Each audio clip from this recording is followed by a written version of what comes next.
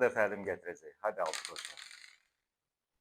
6-5. Qumar asılları bizə müraciət etdiyində ailələri tərəfindən gətirirlər. Artıq böyük miqdarda uduzmalar və borca düşmələr olmuş olur. Yəni 20 min, 30 min, 100 min, 120 min miqdarında borclanmalar olur. Evlər satılır və bu borc qaytarılmağa çalışılır. Valideynlər burada haqlı olaraq soruşurlar ki, ay bala, bəlkə bu birdən-birə 20 mini və yaxud da 50 mini, 100 mini uduzmadın ki, bu yavaş-yavaş yığıldı. Niyə əvvəlində mənə xəbər vermədin?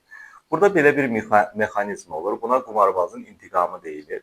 Qumarbaz uduzduğu miqdarı təzədən geri qaytarmaq üçün bir hırsa bürünür. Yəni, məsəl üçün, birinci yarışda 500 manat itiribdir, ikinci yarışda qoyduğu pulda artıq 1000 manat qoyur və bunu borc xərclə edir ki, o həmin 500 manatı da çıxartsın, həm də biraz daha uduşa getsin. Uduzmaların miqdarı gedərək artır və borclar yığılmağa başlayır. Bir müddətdən sonra borclanmalar faizli borclanmalara çevrilir.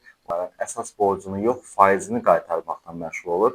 Bunun üçün də qumarbazın tapdığı yol yenə də bir dəfə oynayacam və böyük udacam məbləğində düşüncə ilə gedərək daha böyük yatırmalara doğru çevrilir. Bir digər şey də onlar bir dəfə həqiqətən böyük miqdar udmuş olurlar və udma zamanı hiss elədikləri o dopamin partlamasından yaşadıkları yüksək euforiya duyğusu onlarda yadlarında çox yaxşı qalır və bunu təkrar yaşamaq üçün təkrar qumar oynamağa davam edir.